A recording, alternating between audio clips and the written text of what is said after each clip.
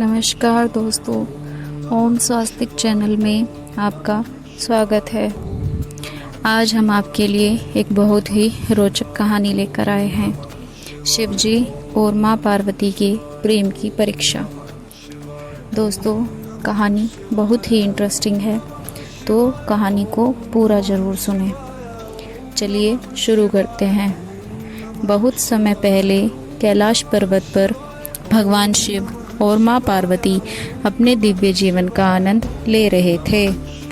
चारों ओर सुख, शांति और आध्यात्मिक ऊर्जा थी। एक दिन नारद मुनि भगवान शिव के पास आए और बोले, भगवान, आपकी और माँ पार्वती की जोड़ी तो सर्वश्रेष्ठ है, लेकिन क्या आपने कभी एक दूसरे की परीक्षा ली है? भगवान शिव बोले, कैसी परीक्षा? नारद मुनि ने कहा, सच्चे प्रेम की परीक्षा।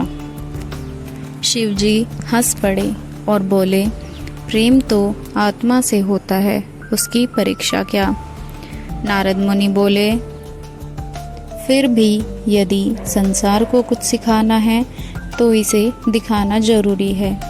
यह सुनकर माँ पार्वती ने भी सहमति जताई, हमें यह अवश्य करना चाहिए।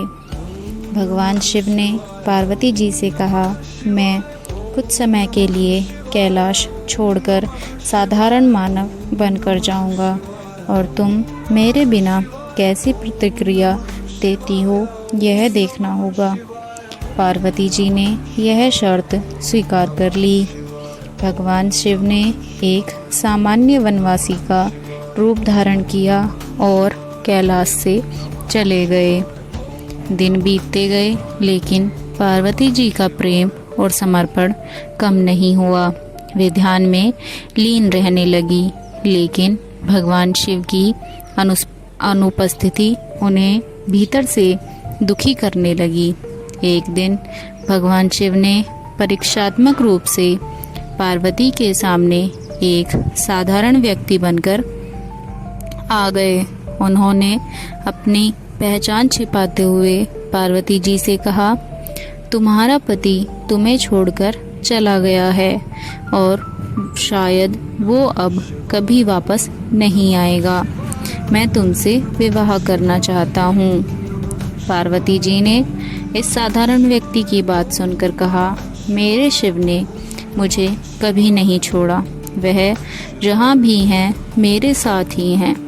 मेरा प्रेम और समर्पण अमर है, मैं उनकी प्रतीक्षा करती रहूँगी। यह सुनकर भगवान शिव ने अपनी असली पहचान प्रकट की और कहा, तुमने प्रेम और त्याग की सबसे कठिन परीक्षा उत्तीर्ण की है। भगवान शिव और माँ पार्वती फिर से एक हो गए और उनके प्रेम और विश्वास की यह कथा सृष्टि में प्रेम और समर्पण का सजीव उदाहरण बन गई। इस घटना से यह शिक्षा मिलती है कि सच्चा प्रेम केवल शारीरिक उपस्थिति पर निर्भर नहीं करता, बल्कि आत्मिक जुड़ाव और अटूट विश्वास पर आधारित होता है।